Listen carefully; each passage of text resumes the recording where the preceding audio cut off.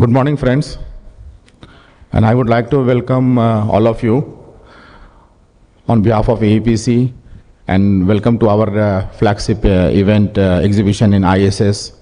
And during the exhibition, parallelly, we are organizing so many conferences, seminar to aware the participants, exhibitor, as well as the visitor also. And today, on the same line, we are organizing a session on digitization for MSME. Of course, we all are familiar about the digitization, and it's a very obvious topic, but we have very unique speaker from Deloitte. Today, they will brief you how exactly we can utilize the proper way of the digitization in business. So before going forward, I would like to invite our regional chairman, Western Region, Anup Marwa, to sir, please be on the dais.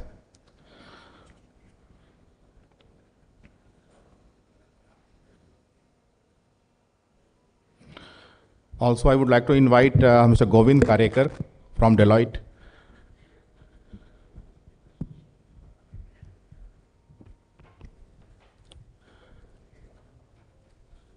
Thank you, sir. So, of course, Mr. Karekar will give the detailed presentation, but also we would like to be, it's an interactive session. During the presentation and after the presentation, you can raise your hand, you can ask some questions.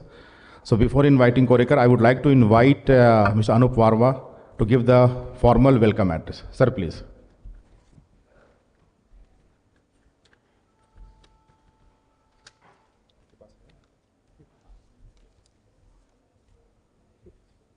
Good morning, everybody, ladies and gentlemen. I would like to welcome you to this very important and useful session on digitization. I will not talk about digitization because we have an expert over here, but let us hope we all learn something interesting and can use it in our business. Mr. Govind has 20 years of experience in this field, and he has worked extensively with global Deloitte clients. He's from Deloitte in the US, UK, Japan, Singapore, UAE, and India. He has extensively managed system integrators like TechM, TCS, Wipro, and others. So let's look forward to a very interesting and useful session. Thank you.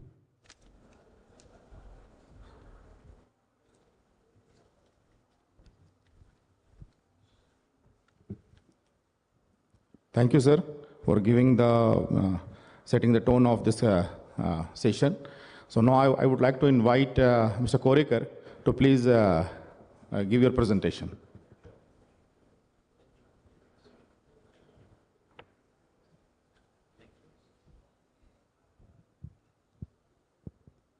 Hi, good morning, everyone. So as Mr. Marwa said, today I'll talk about digital transformation of MSMEs in India. And you must have heard about digital transformation, what it means specifically for your businesses, and how and why it is important from a MSME perspective. It's something that we will cover. So I have a, yeah, and I have a brief agenda. So what we'll cover is some of the industry background from an MSME perspective. What are some of the challenges that you see and focus areas in this space? And then we will also look at what are the practices and success stories of organizations that have embarked on this journey. And most importantly, given that MSME is a focus sector for us as a part of the Atmanirbhar Bharat program, Make in India program, and all the other focus initiatives of the government of India, what can be the future roadmap?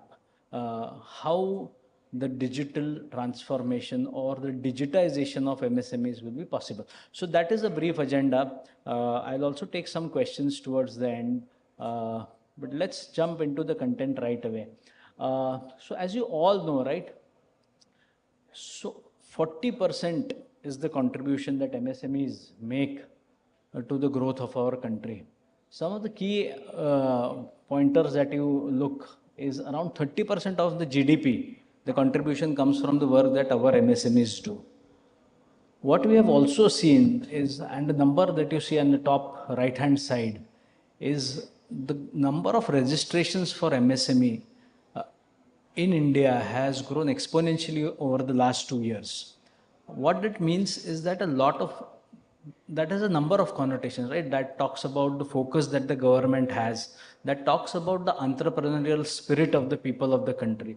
It also talks about the availability of credit for MSMEs and their ability to target a global market. So those are some of the things. One other thing that I think all of us should be very proud of are about 20.37% of the MSMEs are owned by women, which is a very big thing. And given the Nari Shakti focus that our country has, I think that is something that I personally feel very proud of when I read these stats. A key differentiator or key enabler in India, and hear a lot about that, is the ability to make payments digitally. So today, the digital payment infrastructure of our country is the most advanced amongst all countries. Even the so-called developed countries are taking a cue from our book on how to digitize the payments. What this has meant is that better ability of invoicing, collections, and hence related credit building or credit score building of MSMEs. So that has been possible. And if you see, the number is that matters is 72% payments are done through digital mode when it comes to MSMEs. Finally, if you see that there is a 40% increase in the MSMEs in India with a CAGR of about 18.5%. This comes back, I come back to my original point, right, where the entrepreneurial spirit and the support that the ecosystem is giving the MSMEs is kind of a game changer when it comes to this. I'm sure most of you know about this. The only reason why I wanted to recap this is to give you a sense of how important and how much you are contributing to the growth of this country, and why the digital initiatives that you take care will not only help you improve your business, but also help you kind of contribute to the growth of the country. Having said that, this is just a recap. If you see, point number 2 is about the focus on exports, and that is something that we talked about. Having a robust kind of financing infrastructure in place, which is backed by data. And when we talk about data, it is about digital and ability to collect data, ability to validate that data. Hence, that is important. So a thrust on focus, and this goes back to our original point where MSMEs are now being enabled to compete with the best in the world. And earlier, where probably the Indian market was something that was a target, but now I believe the world is the playground for the MSMEs. Some of the government initiatives, and we talked about this earlier, right? The focus that the government has in terms of the Udyam portal, and ease of doing business. That too comes with the MSMEs. And I have, in the course of my study while preparing for this session, I believe that the government has also cut down a number of licenses, number of permits that are required to set up an industry. So better capital access, better setup, and faster ability to start your business. So that is something that is important. And also organizations like KVIC and NSIC are also working towards enabling this whole ecosystem. And when I say this, why this is important is because depending on the sector that you are in, maybe you are in manufacturing, maybe you are in services, or maybe you are in heavy equipment, things across the industrial sector will require different kinds of interventions and different kind of support. So the government is also kind of mimicking the way they support you in the way you operate. So which is a very forward looking thing. Going ahead, what we see are some of the key challenges. The key challenges is accessing the right customer. So 79% of this is based on the survey that was conducted by government organization in India. 79% of the MSMEs said that their challenge is getting access to the right customer. 70% said that, which again is a corollary of the first problem statement, is retaining those customers. Retaining those customers through predictive supply, through enhanced customer service, through a better overall customer experience.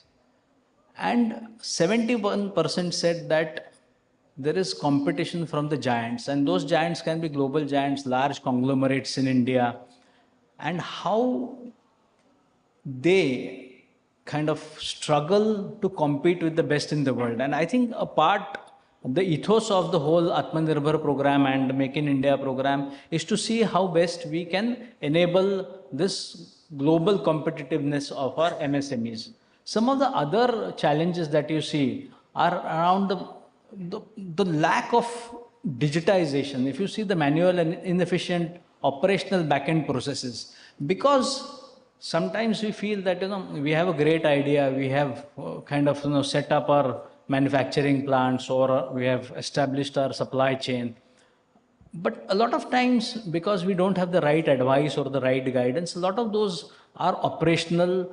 Those operational elements are manual in nature, and hence there is scope for improving that. A key area is lack of working capital due to inconsistent credit history. And I think with the advent of GST, and you see that the GST collections are going up year on year, quarter on quarter, what that means is there is better visibility for the lending agencies on the credit worthiness of the borrower. What that means is you having your books in place, having the right kind of, whether it is your GST returns or some of your other statutory returns, having filed them correctly, and then the lending ecosystem using that data to assess your credit worthiness. So that is something that is a game changer again, because one of the earlier problems was, and which still continues to be a problem, is access to credit based on good credit underwriting. So the supply constraints in the supply chain, and all of you who are in the manufacturing sector know that there are different reasons why supply chains get disrupted. Some of them being the likes of COVID or a war happening in some place. So there are challenges that happen. So how do you mitigate some of those challenges in the supply chain? Another area, and that translates to the 74% that we talked about earlier, retaining customers, is about gap in the customer engagement. So do you engage with the customer only when there is a requirement, or is there continuous engagement with the customer, kind of sometimes also co-creating the demand along with the customer and not just fulfilling the demand that comes to you on a platter? Then a couple of other things, and we talked about the competition from giants, disparate digital knowledge and limited access to digital resources. So a lot of times, and I won't say that it applies to everyone, but a lot of times people think that digital is costly, digital is difficult. Digital is for someone else. Maybe there is not much that can be done from a digital perspective in my area of work. And a lot of times we feel that what I do is very different than what everyone else is doing. But I can tell you, given my 20 years of experience, there is enough and more things that are in common that we can draw from each other and leverage. A key area is also a lack of skilled workforce and mentorship. And I think the government is also working towards this in terms of providing the skills that are required in the industry.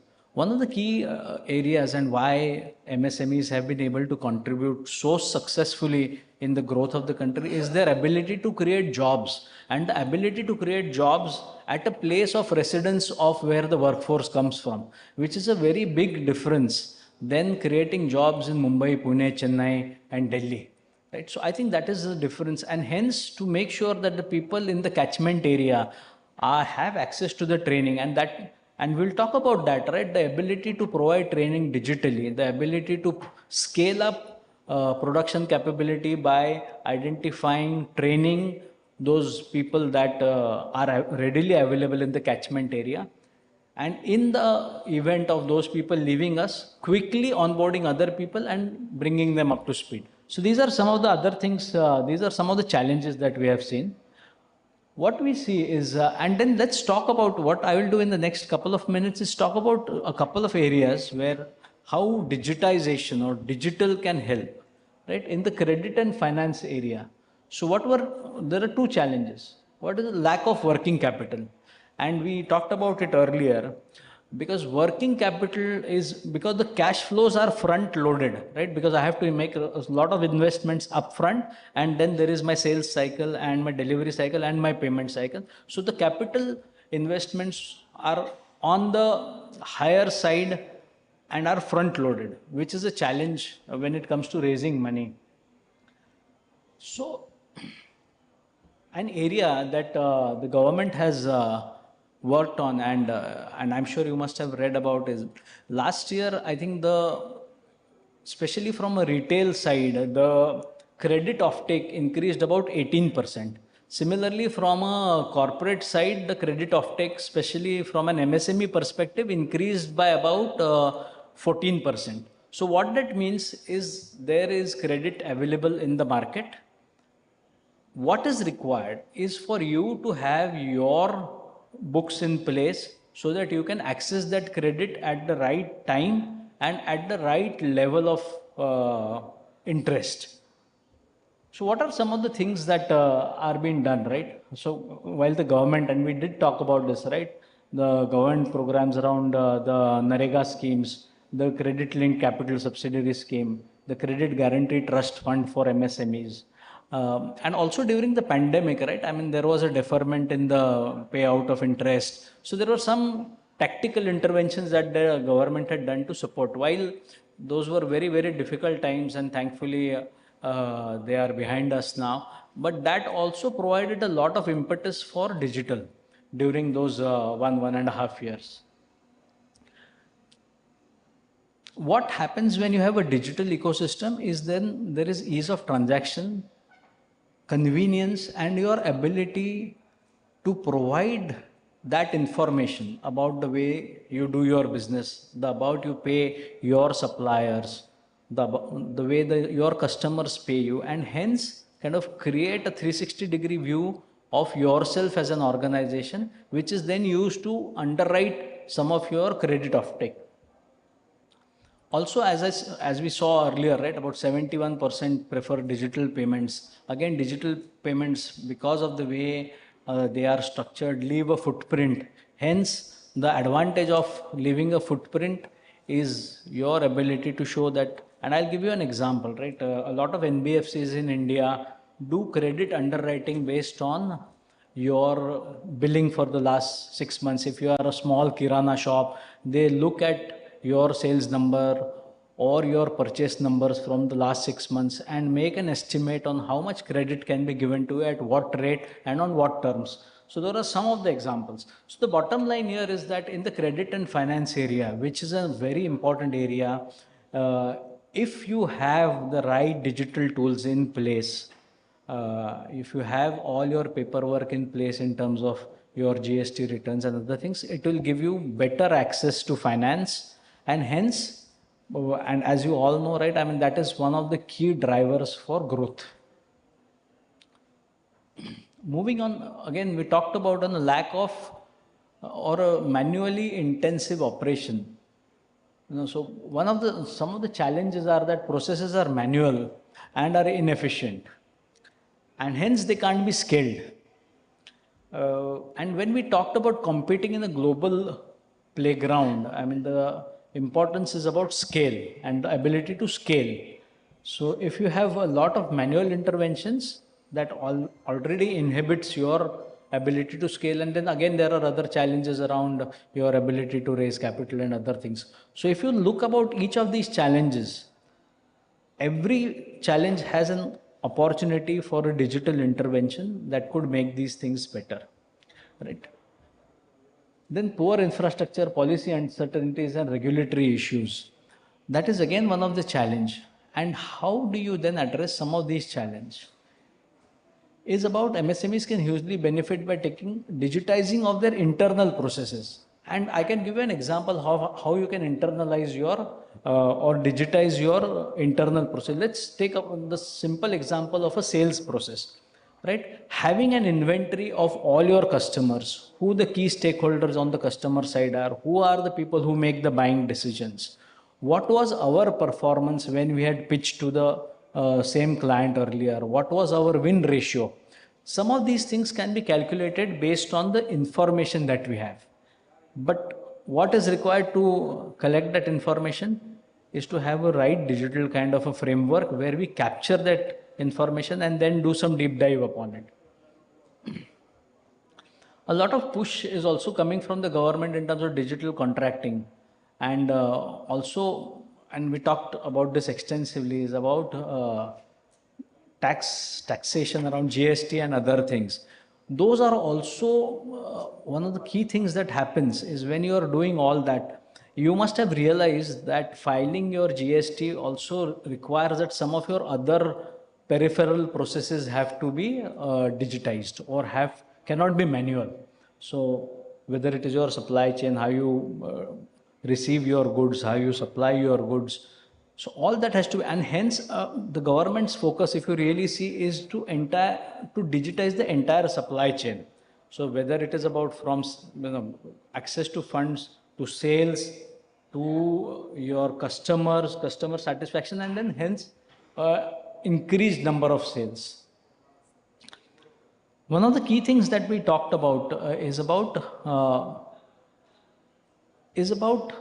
digitizing the whole supply chain, including the other aspects of the operations. And as I said earlier, right, you might feel that, oh, I am a small MSME, maybe with a turnover of 5 crores, 10 crores. Can I afford to get some advice on some of these things? But the good part is there is already a lot of advice that is available. A lot of it is available free of cost. A lot of it, as you scale up, can be accessed at a very competitive rate from some of the ecosystem players. So that is the whole idea, right? You don't have to feel that you are solving all the problems by yourself. I can tell you that there is enough and more information that is available that you can leverage. The idea is for you to be updated about what is the art of the possible, and hence make that leap of faith. Some of the things that and if you see on the left hand side, we also talk about some of the schemes that the government has done from an operations and infra development perspective. Moving on, it is about customer and engagement. We talked about this in terms of engaging with your customer on an on-demand basis. So I have something to sell, hence I am engaging with my customer. Sometimes I don't even know who my customer is. The ability to identify my potential customers, my potential leads, transforming them into opportunities, having a robust CRM system in place. And I can tell you, there is a lot of freeware that is available, open source tools that are available, which can help you make that start. As you scale up and as you increase your footprint in the marketplace, then you can go for enterprise grade tools. But there are a lot of freeware that is available that you can leverage to capture some of these information. I'll give you a simple example. There was a small mobile phone seller in Pune. The only thing he did for the first 2 years of his business was he collected the information of the person that he is selling to. He asked for a phone number and an email ID and a name. After about 2 years, he had a record of about 24,000, 26,000 customers. And then he realized that when he's engaging with them, those same people keep coming back to him. Also, when they are making purchase decisions, they are reaching out to him, asking him, okay, by the way, I'm looking for XYZ and I am getting a price of 20,000 rupees. Do you have something better? Can you do it at the same price? Can you do it at a better price? And slowly a lot of his business started coming from the business that was already existing. So if you see 74%, if you had seen in the earlier, if you remember that number, 74% said that, repeat customers, every time I have to go and hunt for new customers. So if you have a good handle on your customers, your existing customer, I mean, it is, and you must have heard this earlier, it is easier to retain existing customers than to find new ones. The cost of acquisition is much higher than the cost of retention. And some of the things that, as I said, right, with the advent of WhatsApp for business, with the advent of digital marketing, some of the other things, your ability to connect with your people using chatbots, which is again are things which are not very capital intensive. You don't really need to have people manning those chatbots, because a lot of the conversation can happen in a digital channel and then passed on to a physical channel where an actual person is responding only at a certain point in time. So that can also be done. Also, as MSMEs, and I know that there are a lot of websites that give that position your product in the marketplace. I think for us to be really relevant in the digital world, and I'm sure when all of us do some buying online, you also go and check for reviews, you also go and check for recommendations. For your business also, there is someone who's checking you out. Okay, this person XYZ, I need to go and find out who has he sold to in the past. What was the experience? Are there any references that are available? And all that is happening digitally behind the scenes without you knowing about it. And hence you would see that sometimes in the marketplace, your probably quoted price may be slightly higher than the competition, but because of your reviews and because of the feedback that your earlier customers have given you, you get to win the deal. So the bottom line is that you are creating a digital trail. You are also making your presence felt where it is important. You also need to know where your customers are going to look for what they are trying to buy, and hence your presence there is important. And again, as I said, right, a lot of these things, in fact, there are a lot of good courses that are available free for digital marketeers, for people who in fact, all of you can take those courses, hardly 3-4 hours of study, maybe a week, and you can become digitally savvy, how to increase your footprint in the digital world and hence draw more business. And as I said, right, and there are a number of, again, the government is doing its bit.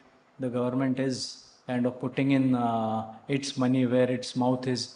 But I think it is upon us to not look at digital as something that is difficult, that is not for me. But you must have realized from the examples that I gave you that there are so many things that you can do in-house in the business that you are doing with a very minimal cost, or sometimes at zero cost, to enable you to do that. Then one other important area is about upskilling and training. And if you look about upskilling and training, again, leveraging a lot of e-learning platforms. And I can tell you that we are retraining a large non-bank finance company in India on a new platform. So they are very effectively using digital as a medium. They have about 14,000 people that need to be trained in about 2 weeks. So what they have done is all the branch heads, which are about 200 in number, have been trained in a physical location centrally. All the feet on street were trained digitally, and the branch heads were responsible for monitoring their training. That is how they completed the training of about 14,000 people in 2 weeks. So if you think about it, without digital channels, this would have been a logistical nightmare, but it had been made possible using a lot of e-learnings. Some of the other things that also matter, and when it comes to a digital pool, there are a number of forums where people go and seek advice, and there are people who can give advice based on their experience. I'm sure you must have heard about it in your similar industries, where a lot of experts are there. Either you get paid advice, or a number of times there is free advice as well. And a simple channel like Quora can give you an answer to a question, which can be a good starting point. I won't say you have to take the answer as is and go ahead with it, but it can be a good starting point. It can give you a framework to think what are the important things to be considered, and then build your hypothesis around it. So that is the point that I want to make. And everyone these days talks about chat gpt, and apparently it gives you answers for all the questions under the sun. Why not? So again, as I said, right, use that just to formulate or test your hypothesis, but then do your groundwork or do your due diligence offline. So that is something that I wanted to call about. Again, on the left hand side, you will see, maybe we can share this with the participants later, is again, there are a number of initiatives that the government is taking to help in the cross skilling, cross training of resources.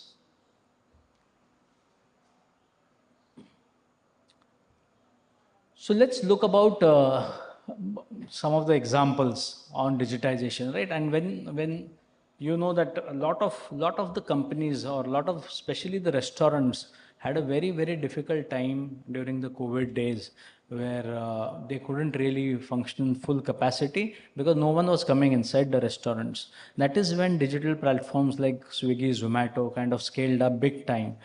And the what also happened after that is more interesting, is a lot of people then went back and then thought that, okay, anyways, I don't need a physical restaurant, because for example, if I am making 100 rupees, about 60 rupees was coming from the physical presence of people, 40 rupees was coming from digital channels. But during the pandemic, all the 100 rupees were coming from a digital channel.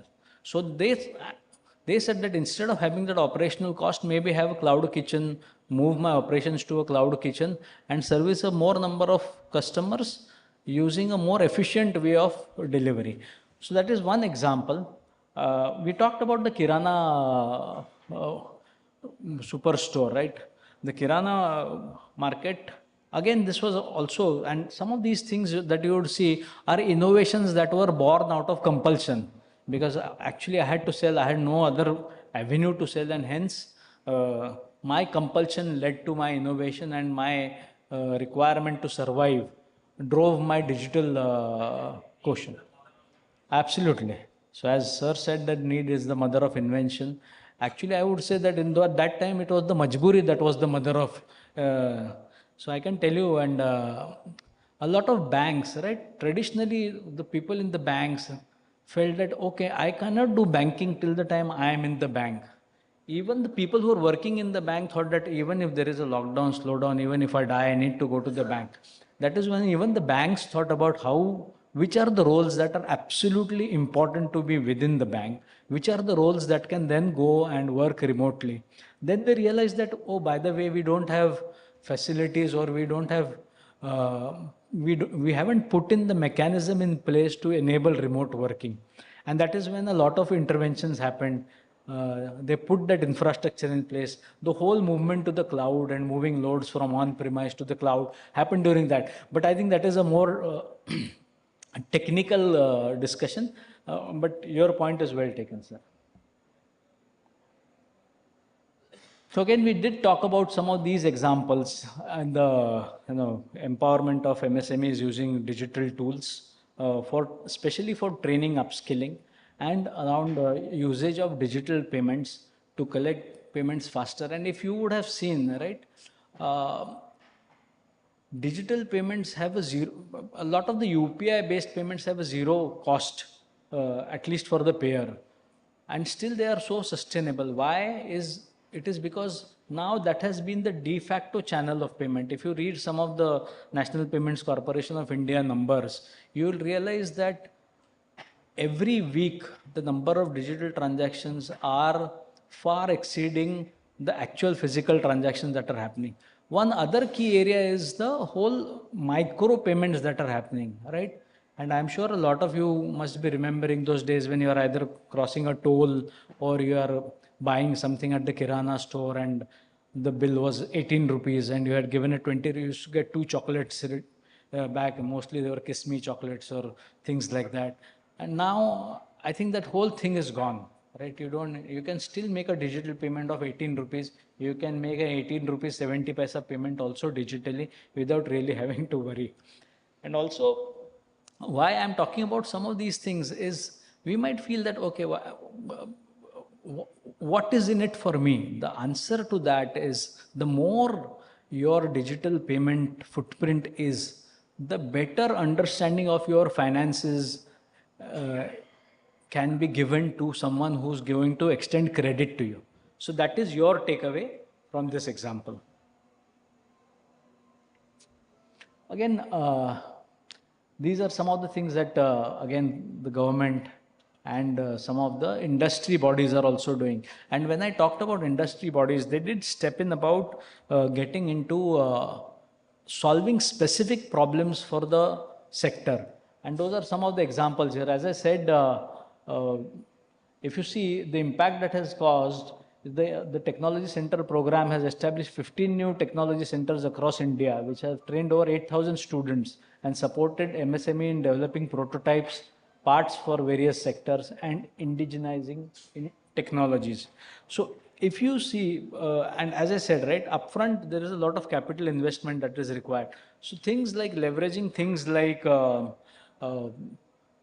creating faster prototypes, being able to show those prototypes to your customers, and then winning work on the back of those prototypes is something that is now enabled by the government. So you have a lot of support in that space as well.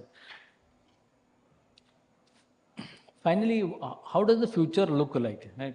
So the future, uh, and when I talk about the future, there are a lot of mega trends that you will see on the next slide. But I can tell you that as MSMEs, you can start small, look at all the aspects of your business, see where there is an opportunity to digitize. You can start small. Even for the large organizations that we consult, I can tell you they don't make big investments overnight, right? Those are also staggered over a 2 3 year period. And they see the ROI. They change the course if the ROI is not matching to the real hypothesis. So the bottom line is look at your operations, look at the way you do business, identify those opportunities where there is a scope for digitization, and then work on those. Leverage the knowledge that is available in the public domain uh, to use knowledge from other counterparts that is again freely available. Three, have a full handle on what is the government doing for you, make the most of that. And four, finally, I mean, take the leap of faith. It is important because, as I said earlier, this is an industry or this is a segment that is driving the growth of India. So there is nothing to worry. And with that, I'm happy to take any questions or any thoughts that the group may have. But thanks a lot. With that, I conclude my session.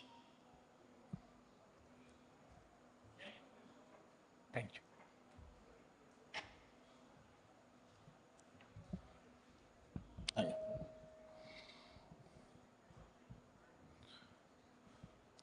Thank you, Mr. Korekar, for giving the detailed presentation.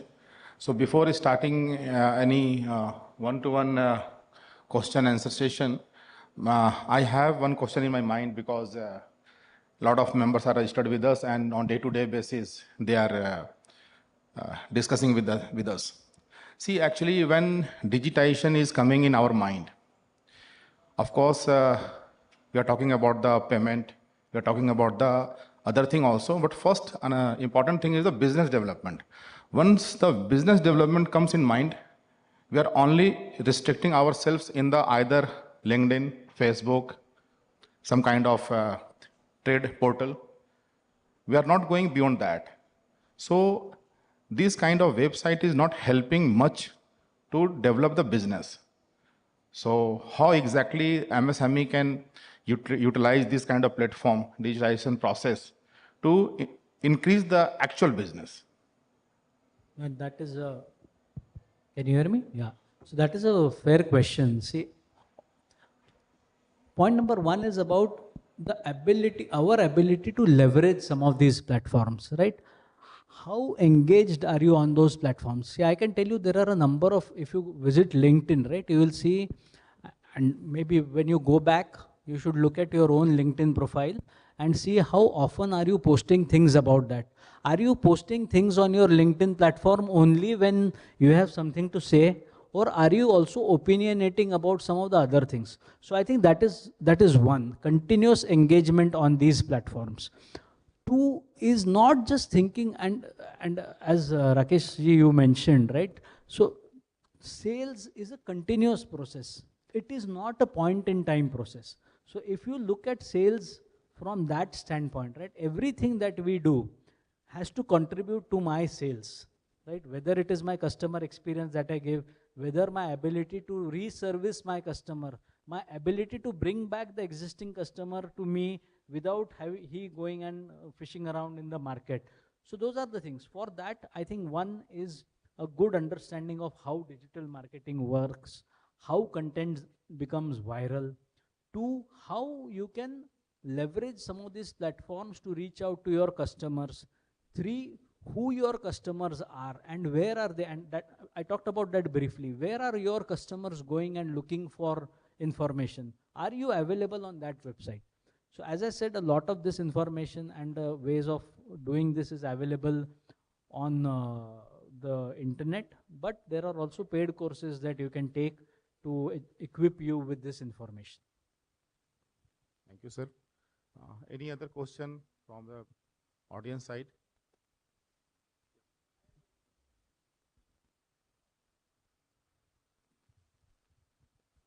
I am engineer Mohammad Jahangir Alam from Bangladesh. My question is become neo entrepreneurs. Okay, how the government of India provides financial assistance to new entrepreneurs to start a business? How assistance for new entrepreneurs? So can you repeat? Financial support. Okay, so if I understand correctly, you are saying what is the initial support required to start a business? Yeah, start a business. Yeah. Is that what you said? Okay. Yeah. So the initial support to start the business again, and I can give you an example from the correct. Yeah. So one is about the whole information that the government is putting out there, right? What are the focus areas, where there are subsidiaries, and I can give you an example, right? Green energy is an area where the government is promoting big time. There are large subsidiaries and they are calling entrepreneurs to come and invest in that area, right? And these are not very capital intensive areas also. So point number one is understanding what are the opportunities that are available there. And I can tell you that those are available, that information is available in the public domain. Two is what are the supporting mechanisms that are, who are the players in that space, what is the support that is available either from a government, non-government, or from the industry forums available for that area. Three, again, is about my personal choice or my personal understanding of that space. Because what I have seen is, so there are two types of entrepreneurs, like one who are very young and who can experiment a lot, there are senior people who have seen and experienced a certain industry who bring in a lot of industry experience. Maybe it is better for them to stay adjacent to their area of experience. So I think these are the three things that, and I can tell you that there is enough and more information and also credit offtake. And you heard about the Mudra program that the government pays out 1 crore rupees without any collateral. So access to funding for the initial stage is also available. As I totally agree with Mr. Korekar, because on day-to-day basis we are interacting with the so many ministries, and as a young entrepreneur or the first-time entrepreneur, government is helping on each and every steps. Whatever the capital goods, whatever the capital is required, whatever the human resources required, and the land and everything, government is trying to feed you and help hand-holding on each and every steps. So it's all about your awareness and information, how to get it. So that is the most important thing.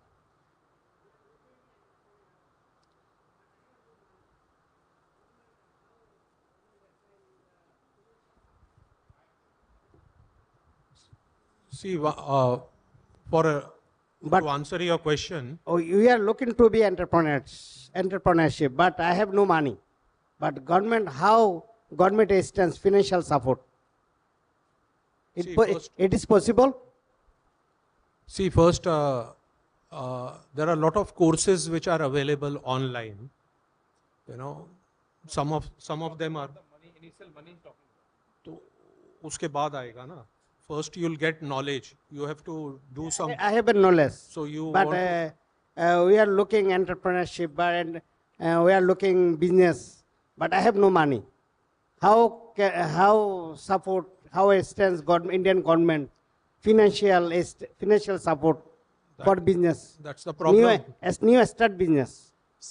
See, for the MSME, government is MSME, giving yeah. some kind of interest subsidy on the capital goods.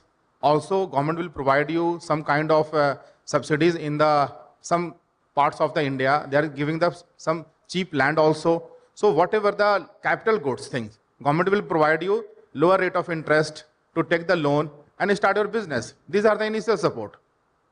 Government will help you if you are qualified. So first, you'll have to get yourself qualified. Mike, please. Thank you. See, there's a broader issue here. Recently, there has been a lot of noise in the media about Bangladesh growing faster than India.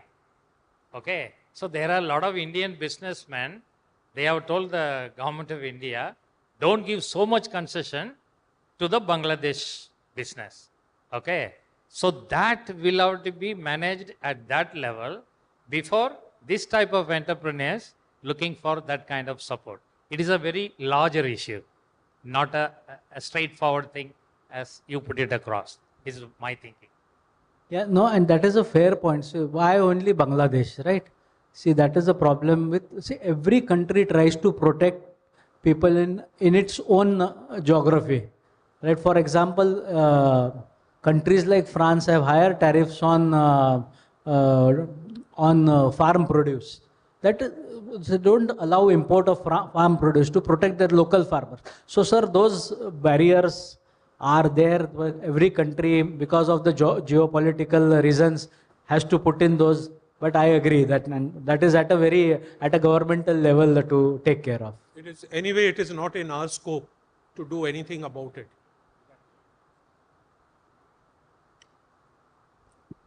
Thank you for your kind information. I am come from Bangladesh. My name is ASM Nazrul Islam. My first question, any scope of Indian government to entrepreneurship to SME and provide any business to Bangladesh area? You know that Bangladesh is a development ongoing country. On 2031, in our Prime Minister is taking some lot of investment area in Bangladesh. So my question, Indian government or Commerce Ministry under any project could be arranged to Bangladesh for SME sector. Thank you.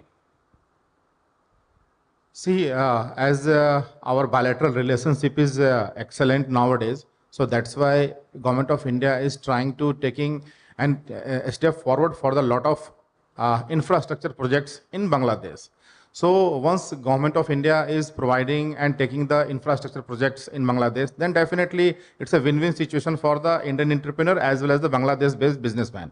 So nowadays, really, a lot of departments are taking initiative to do business and enhance the bilateral trade with the Bangladesh. So such kind of things is going on. But today we are discussing about the how digitization will help the MSME. So we have to concentrate on that topic only.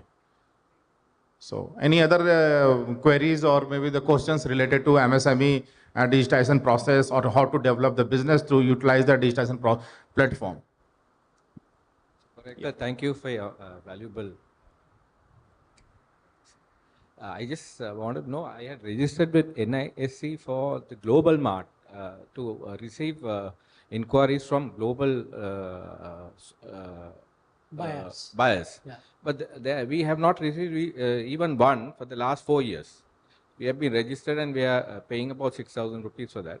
Is there any other way whom we can consult and get some information on this? See, for getting the international buyer details, so registration of NSIC is not a good idea. Only to register with NSIC or maybe some any trade promotion bodies, so they will give you some database. No, if once we will provide you some database, that will not give the direct business to enhance your business. See, export business, it's all about your product compatibility and the matchmaking. Of course, you are making a top world-class product, but sometimes there is no use. That is not my requirement. So you need to identify the market buyer as per your product. And sometime you are saying, I have attended 2-3 exhibitions in Europe, 5 exhibitions in USA, 3 exhibitions in CIS, but I am not getting any business. No, attending an exhibition will not immediately enhance your business. It all about, sometimes it's a problem in your product, because the same product needs some different kind of certification and testing in Europe, and the same product required different kind of certification and testing in USA. So every country have different policies. So you need to understand product requirement, compatibility as per the market, as per the buyer. So it's very important. Or data, see, simple, I will give you 1 lakh buyer data right now, immediately through my WhatsApp, but that will not enhance your business a single rupees. So export business, see, nowadays Mr. Korekar has given a lot of scheme details. And in the second slide and first slide was how to retain, how to identify the buyers, and how to write buyer, matchmaking. That is most important. Data is not important. Important is how to identify and how to matchmaking. So these things are required to enhance the export business. You can add some. No, and fair point. And as Sir said, it is about, if you are not getting the results from one area, I think there are other avenues that you should look for. At the same time, see, one of the things is also about following up on some of these things. 2 is, and coming back to our first question about enhancing our footprint on social media and some other platforms, so that people are able to find you. A lot of times people triangulate things, right? Okay, this person is saying this here.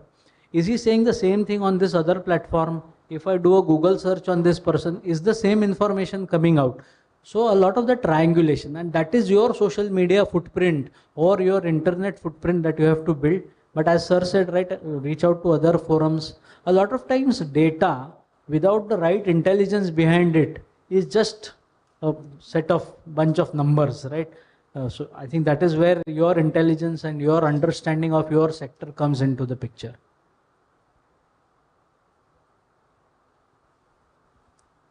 Any other questions? So I just want to add on to that.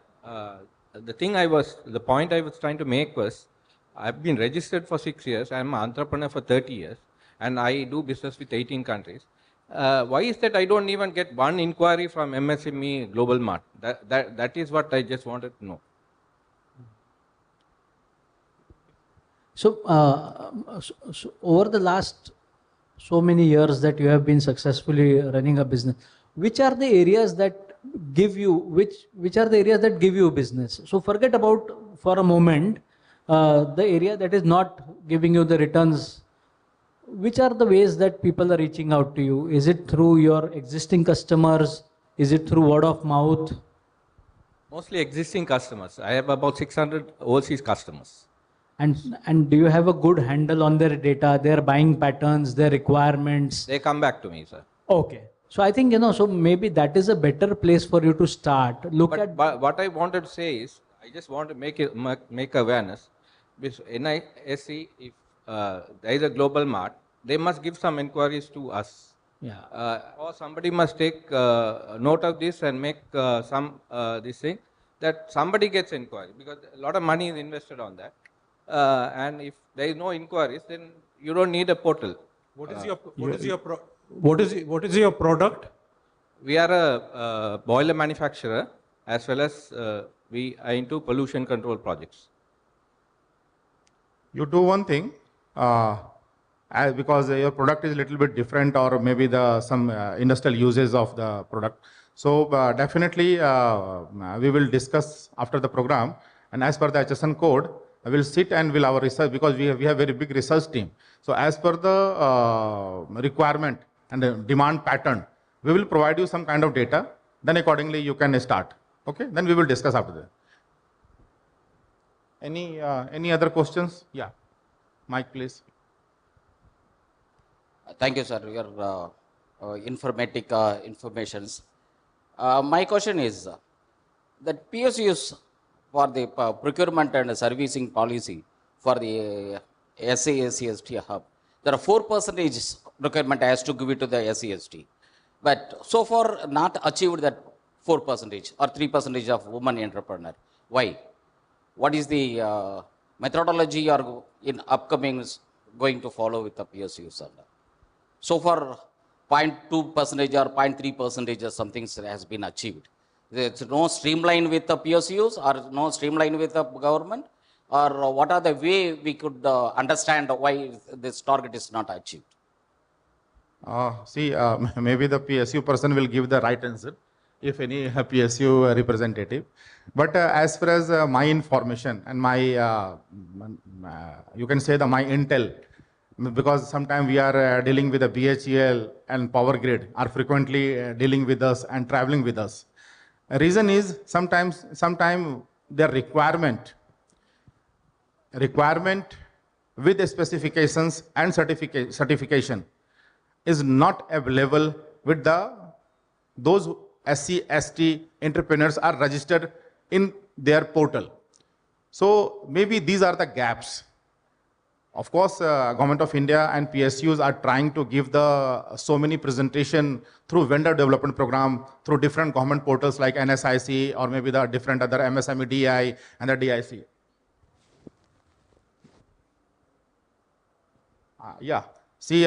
Tomorrow, the same thing, as per your question, we have the vendor development program along with PSUs.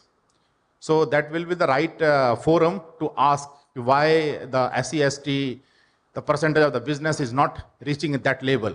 So that maybe the speaker will be the right person to give your answer. So we will discuss tomorrow. Any other question anybody have? Or we'll proceed for the vote of thanks and closing. Anyone from this side? No? Yeah, please. Yeah, I have a question on digitization of the processes. So Govind sir was talking about retaining the customers is more important than finding new customers. I was talking to some of the MSMEs who have set up their stalls, and they were saying that their customers are asking for more digitalization in their processes. And for example, they are looking for more traceability, where the parts are, about the rejection of the parts. At this current moment, they are tracking everything in Excel sheets. Correct. What should the MSMEs do? Are there any tools available except SAP, which is very difficult to implement, costs a lot of money, in addition to using SAP consultants, that the MSMEs can use today to improve their processes and become congruent with their customers. Yeah.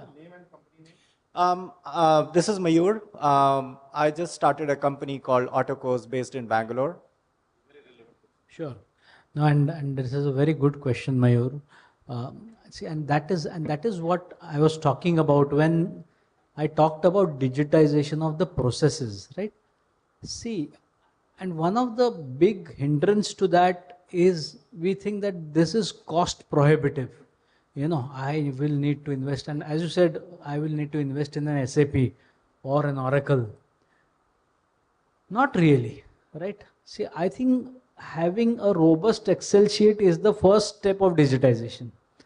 An Excel sheet that is regularly updated is a first step because you are having data that ultimately that same data is going to go into your SAP at some point in time when you reach a certain scale. Having said that, for most of the point solutions, there are either fintechs that are available at a fraction of a cost. Two, there are people who have built products on top of platforms like SAP and who are giving those as software as a service for people who can't afford to have their own instance.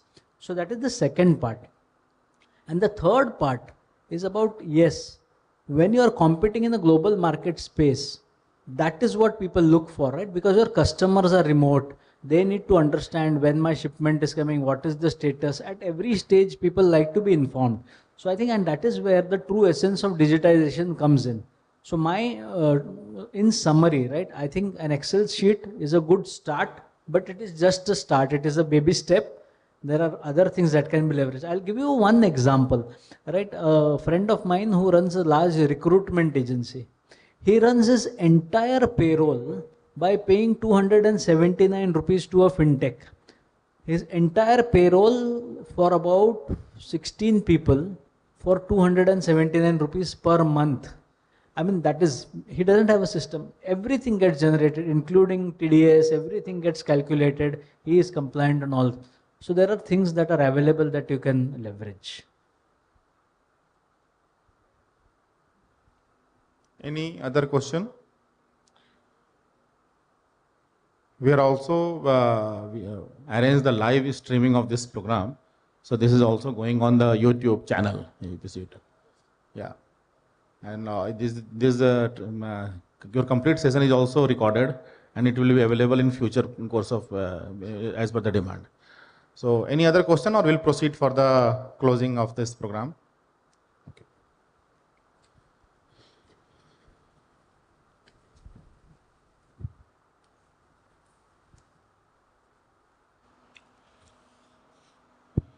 Before giving the formal vote of thanks, I would like to request our Western Region Chairman Anup Marwaji, because we have a memento for the token of appreciation for our speaker.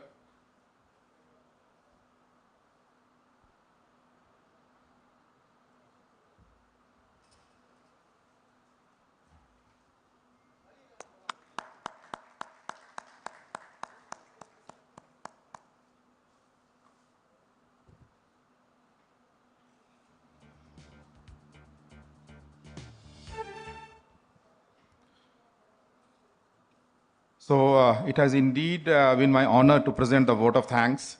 So today really we are also participating in a lot of seminar and all, but whatever we have seen today, especially your slide to how to maintain the customer and everything, that was really excellent.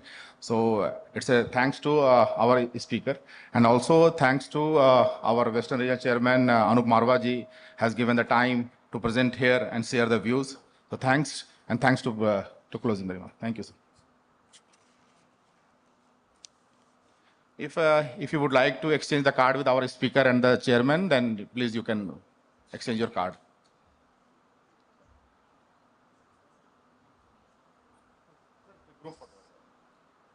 Sir, group photo.